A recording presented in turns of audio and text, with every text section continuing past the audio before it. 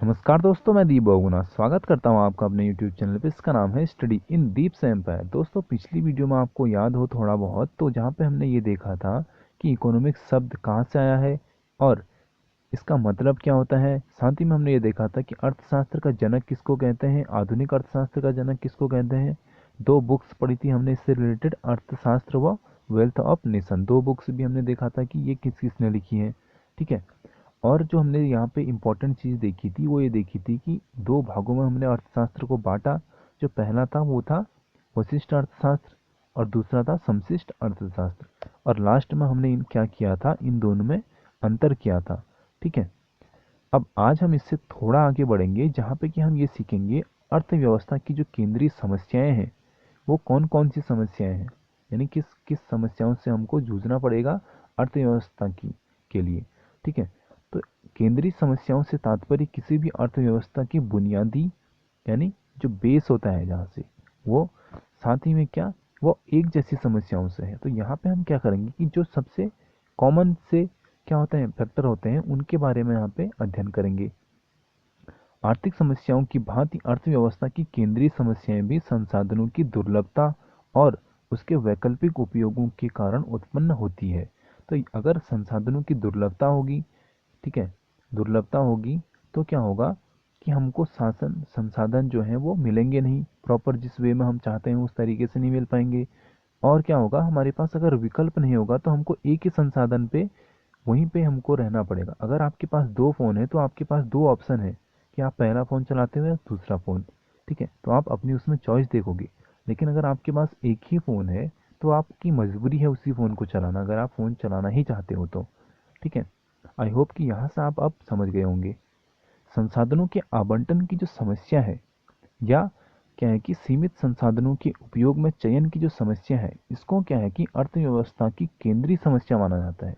ठीक है। तो केंद्रीय समस्या यही है कि जो चयन की समस्या है, जैसे कि मैंने आपको दो फोनों के एग्जाम्पल से बताया। ठीक है। या आवंटन की, अगर हमको दो फोन बांटने हैं, एक हमारे पास दो फोन है वो हमको एक बंदे को देने हैं, एक फोन देना है, तो हमको देखना पड़ेगा कि उन दो फोनों में से हम उसको कौन सा दें। ठीक है। तो यहाँ पे संसाधनों के आवंटन की जो बुनियादी समस्या को तीन भागों में बांटा गया है।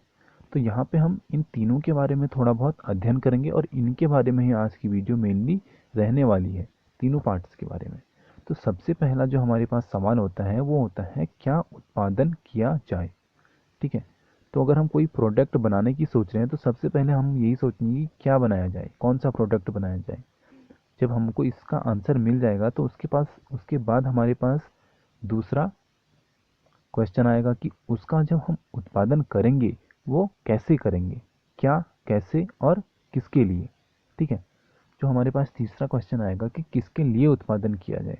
तो सबसे पहले आप जो पहला वाला क्वेश्चन है इसके बारे में हम ठीक से पढ़ेंगे। ठीक है।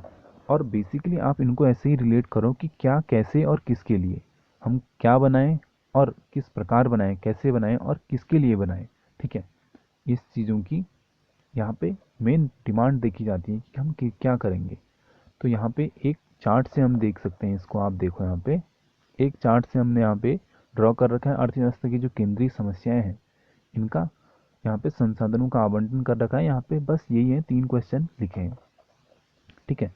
अब क्या करना है कि सबसे पहले हमको पकड़ना है पहला वाला पॉइंट और इसके बारे में देखना है, इसके बारे में हमको थोड़ा पढ़ना है कि ये क्या होता है। तो यह किन वस्तुओं व सेवाओं को कितनी मात्रा में उत्पादन करने की समस्या है। प्रत्येक अर्थव्यवस्था में क्या है कि प्रत्येक अर्थव्यवस्था को यह चुनाव करना पड़ता है कि वह अपने सीमित संसाधनों से किन किन वस्तुओं का और कितनी मात्रा में उत्पादन करे। ठीक है। तो सबसे पहले तो हमको ये देखना पड़ेगा कि हमको किन किन वस्तुओं का उत्पादन करना है और कितनी मात्रा में उत्पादन करना है। जैसे कि अधिक मक्खन के उत्पादन से कुछ संसाधन हटाने होंगे। कैसे? क्योंकि क्या है कि सीमित संसाधनों से एक ही समय में अधिक मक्खन का निर्माण नहीं किया जा सकता है। तो हम क्या कर सकते हैं, मक्खन का अगर हम निर्माण करने की सोच रहे हैं तो यहाँ पे क्या करना होगा हमको कि साधन हटाने होंगे। अगर हम ज़्यादा ही मक्खन का निर्माण करेंगे तो हमको कुछ मक्खन से रिलेटेड हमको रिप्लेस करना होगा कुछ सामान। ठीक है। तब हम वहाँ पे क्या करेंगे, उसकी भरपाई कर पाएंगे। इस प्रकार अर्थव्यवस्था को निर्णय लेना होता है कि उपभोग के लिए जाने वाले पदार्थों में से जो है कि कौन सा पदार्थ, यानी जो अगर हम कोई उपभोग करने वाले जो भी पदार्थ हैं उनमें से कौन कौन से पदार्थ कितनी कितनी मात्रा में हमको क्या करने होंगे, उत्पादित करने होंगे। तो अगर हमारे पास 2 लीटर दूध है तो हम सीधे उसका मक्खन ही नहीं बनाएंगे। ठीक है, यहाँ पे ये कहना चाह रहा है। इस समस्या को हल करने का मार्गदर्शक सूत्र यह है कि जो संसाधनों का आवंटन है इस प्रकार किया जाए जिससे क्या है कि अधिकतम उपयोगिता का सृजन हो। यानी हमको संसाधनों का आवंटन ही इस प्रकार करना है कि जिससे हम क्या कर पाए, अधिकतम उपयोगिता कर पाए। ठीक है, यानी अधिकतम उपयोगिता का सृजन हो जाए जिससे। तो यहाँ पे अब आप इससे समझ गए होंगे 2 लीटर वाले दूध वाले एग्जाम्पल से। मैं आपको एग्जाम्पल साथ साथ में इसलिए बता रहा हूँ ताकि आप वहाँ से चीज़ों को रिलेट कर पाओ। अब देखते हैं, हम बढ़ते हैं अपने पार्ट 2 की ओर, जो है कि कैसे उत्पादन किया जाए। पहला क्वेश्चन हमने देख लिया, अब यहाँ पे हमने देखना है दूसरा, जो है कैसे उत्पादन किया जाए। यह उत्पादन के तरीके के चुनाव की समस्या है। प्रत्येक अर्थव्यवस्था उत्पादन की ऐसी तकनीक का प्रयोग करना चाहती है जिससे सीमित संसाधनों द्वारा अधिकतम पदार्थों व सेवाओं का निर्माण हो। ठीक है, तो प्रत्येक यहाँ पे क्या है कि अर्थव्यवस्था यही चाहेगी कि ऐसी तकनीक का प्रयोग करना चाहेगी जिससे कि हम ये देखें कि सीमित संसाधनों द्वारा अधिकतम पदार्थों व सेवाओं का निर्माण हो सके। यानी हमने फिर से आ जाते हैं 2 लीटर दूध वाले पे। तो 2 लीटर दूध से हम क्या करेंगे, अधिकतम ऐसी चीज़ें देखेंगे कि हम क्या क्या बना सकते हैं। उससे हम 1 लीटर दही बना सकते हैं, ठीक है, मक्खन बना सकते हैं, घी बना सकते हैं, छाछ बना सकते हैं। तो ये सब चीज़ें हम वहाँ पे देखेंगे कि अधिकतम हम किस प्रकार उसका यूज़ कर सकें। इसके लिए अर्थव्यवस्था को उत्पादन के अनेक तरीकों व पहलुओं में चुनाव करना पड़ता है। तो यहाँ पे उसको बहुत से क्या करने होंगे, पहलू देखने होंगे कि हम क्या दही ही बना दें पूरा, या हम पूरा मक्खन ही बना दें, या पूरा हम घी ही बना दें। यहाँ पे क्या करना होगा, उसको इन चीज़ों में चूज़ करना होगा।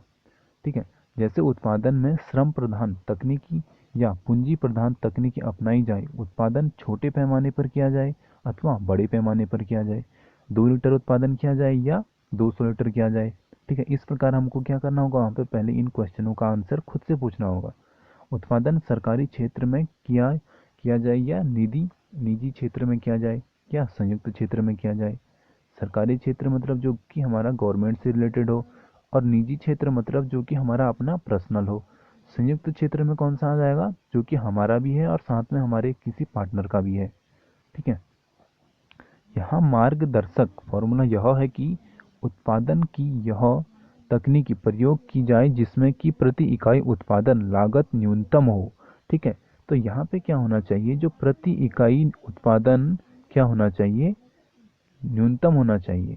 इससे उत्पादन की सर्वोत्तम तकनीकी कहा जा रहा है। ठीक है, तो यहाँ पे अब आप इस चीज़ को समझ गए होंगे कि यहाँ पे हम किस चीज़ के बारे में बात कर रहे हैं।